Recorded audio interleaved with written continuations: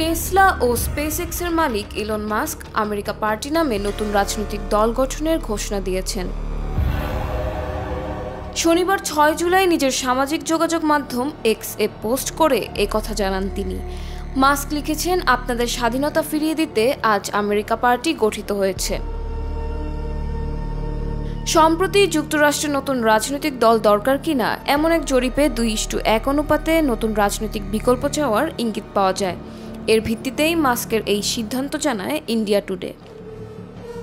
ঘোষণার পরপরই মাস্ক সরকারি দক্ষতা বিভাগ থেকে পদত্যাগ করেন, যেখানে তিনি সরকারি ব্যয়হ্রাস ও কর্মী ছাঁটাইয়ের মতো বিতর্কিত উদ্যোগে নেতৃত্ব দিচ্ছিলেন।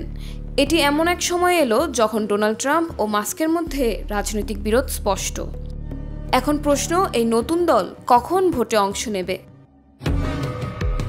2024 সালের প্রেসিডেন্ট নির্বাচনে জয়ী ডোনাল্ড ট্রাম্প ফের ক্ষমতায় এসেছেন।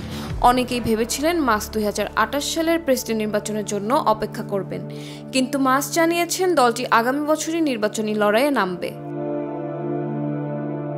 2026 সালের মিড টার্ম নির্বাচনে যুক্তরাষ্ট্রের হাউস অফ রিপ্রেজেন্টেটিভসের 435টি ও সিনেটের 33টি আসনে ভোট হবে।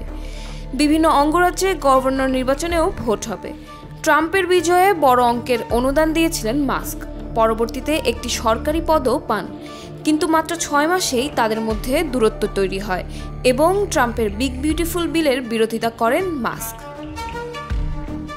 ট্রাম্প যদিও সেটি পাশ করান এবং 4 জুলাই স্বাক্ষরও করেন, তবে আগেই রাজনৈতিক দল গঠনের আভাস দিলেও বিলটি সই হওয়ার পর আনুষ্ঠানিকভাবে নতুন দল ঘোষণার কথা জানালেন ইলন মাস্ক।